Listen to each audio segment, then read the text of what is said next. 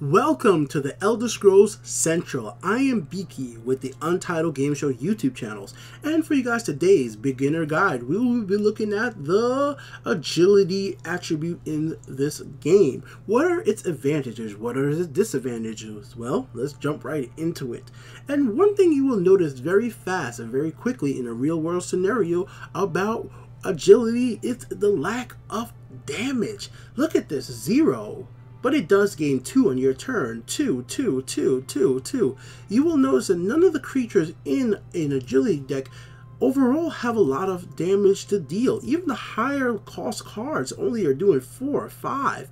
When if you play something like a strength deck, there's creatures that cost a lot less that do 9 damage. So what is this all about, and what would make this deck even viable? Well, it's the fact that many of the cards in this deck have something called Pilfer, Charge, and different ways to power up, or even the ability to attack twice. That is what makes an agility deck so viable and so strong. It is actually a very dangerous deck. It's a very tricky deck in its own right. Not as tricky as intelligence, but tricky in its own different ways as well. So we'll start off from the beginning with the early cost cards. So what makes an agility deck really unique is cards like this. This card has the ability to summon other Brotherhood assassins that cost 1, have the ability lethal, and draw you cards. So if you could somehow get 2 of these cards on the field by having combining it with an intelligence deck and making a clone of it, like using this card right here, make a clone of it, you could get a lot of cheap cards that do a lot of cool effects. Now, you also have stuff like drains, prophecy, Pilfers, and every single time a creature attacks with Pilfer, that creature gets +1 attack, +1 defense. When your opponent sees creatures like this, they automatically want to destroy this creature because they know every single time this creature attacks your health directly, it gets stronger. And let's not even talk about the ability to move creatures around from lane to lane. That is the unique ability of this deck. This deck only has this ability. No other deck can do this. So you summon this creature on your second turn. Your opponent summons a guard to block you from attacking with this creature. On your third turn, you could use something like Shadow Swift to move this creature from the shadow lane into the left lane and then give yourself a free turn to attack.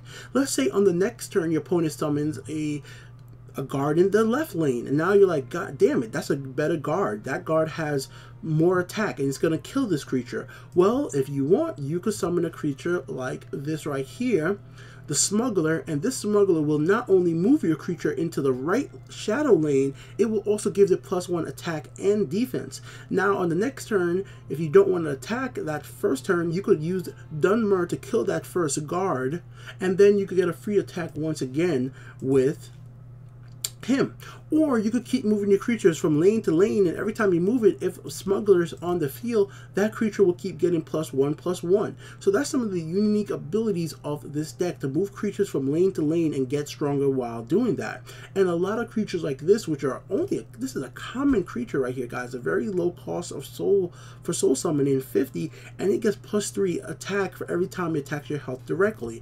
You get charged drain bats. This giant bat right here, guys, gets the ability to get health back every single time it attacks, and the first time it's on the field, it charges directly ahead. And not to mention the absolutely amazing card that is this legendary right here, guys, Thieves Den. This card was so devastatingly strong in the early beta phases, they had to change it from being an epic card, which is these purple cards right here, epic, to a legendary. So before, this card only cost 400 souls to summon. Now it costs 1200.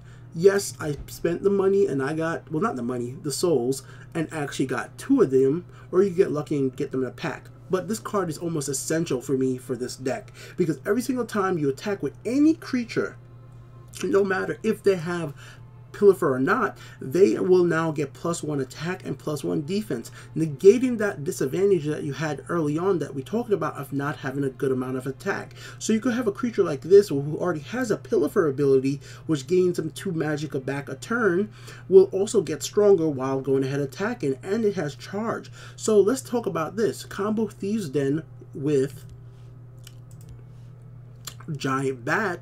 Now every single time you attack with Giant Bat, you're gaining health and you're getting more damage on top of that, and defense. Absolutely awesome little combo right there. And some of the more unique things you could do in this deck. Also, absolutely essential card I think in this deck that not enough people appreciate is Giant Snake. This shackles all your opponent's creatures. This is a great card because having your opponent get shackled just locks them down. Cliff Racer is a good card to have, at least one of them, because having a fairly decent, good charge creature can help you out. This is a great freaking prophecy. Oh, I'm sorry, prophecy. Pilfer creature, because he attacks twice, and every single time he attacks, he's getting stronger. And we didn't even talk about lethal. This is the deck that has the most lethal creatures. These Vipers instantly charge ahead and destroy a monster because lethal instantly kills an enemy creature. And if, let's say, if you need 4 of those at once, there are Nest of Vipers. This is a 10 magical cost, so this is going to cost you a lot. But you summon 4 of them, and you could attack right away, and this could turn the game around for you. Let's say that 10 magical cost is too much for you. Well, you're going to want to have 3 of these cards in your deck. It's Thieves Guild Recruit, which I always have these in my decks if I have an agility deck, because these cards draw a card, and if the cost of magical for that card is 7 or more, it reduces it by 2. So this could make a 10 cards card only cost 8. So that's absolutely essential for cards like this, or cards like him right here coming out, or if you want to use a spider. Spider Layer is a great card on its own, but it's not really meant for this deck. This card combos very well with something like an endurance deck, which we will be talking about later on. I'll have videos showing you how to use Spider Layer, because this is a card that I think is underappreciated in ranked play. Not enough people use this card, but it is a card that could turn the tides if you use correctly, and I will show that in later videos.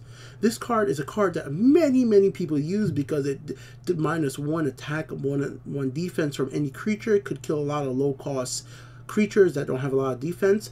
Me, I don't value this card as much as most people. In fact, I don't use this card in any of my deck.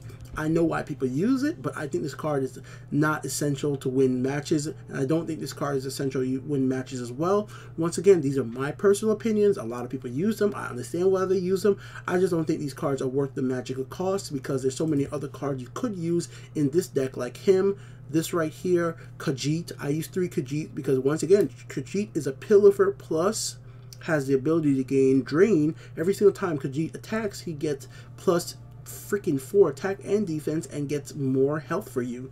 And of course, later on when we talk about comboing, if you use this deck with a willpower deck, you could use something like here, Master of Thieves. And Master of Thieves lets every single creature with Pilfer attack twice. So what does that mean? Well, you're gonna probably want to play with a willpower and endurance deck.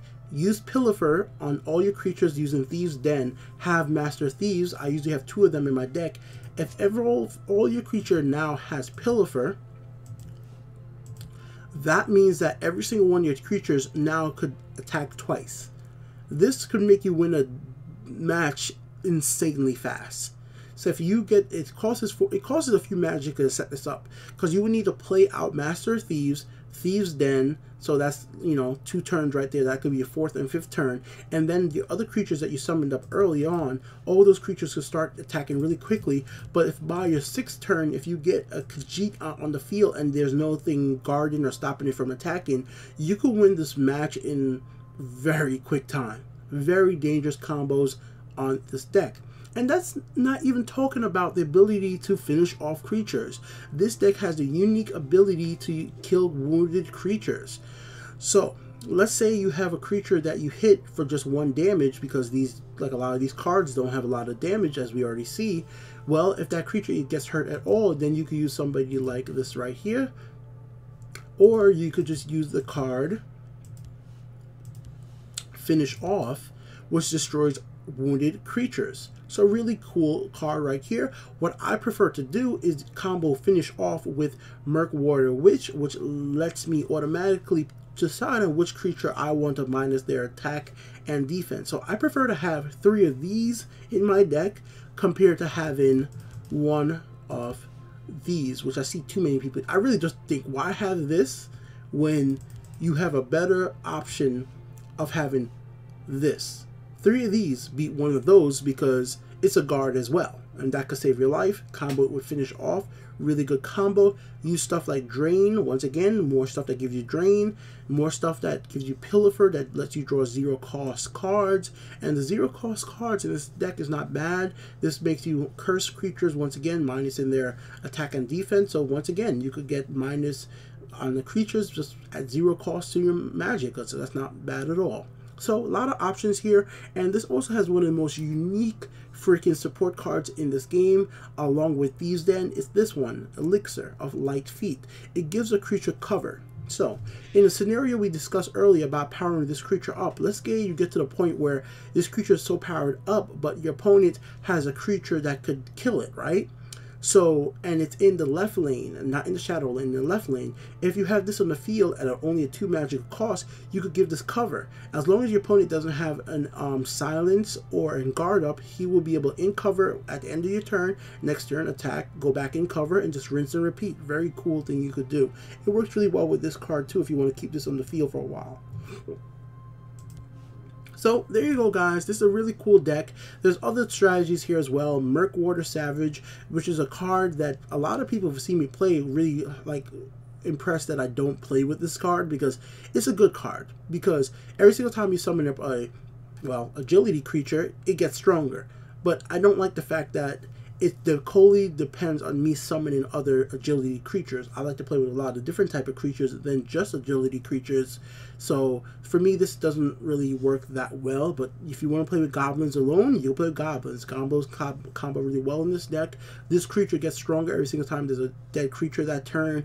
This is an absolutely great card because every single time it gets killed, it gives you 3 health and it deals 3 health damage to your opponent's life. I don't use it. I don't have any more because I got rid of them.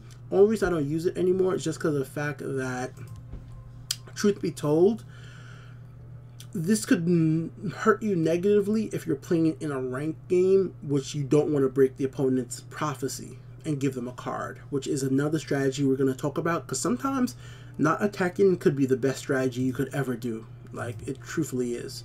But last but not least, I'll talk about a card that some people play, but I don't think enough people recognize how powerful it could be. Swift Strike lets you get creature attack for extra time this turn.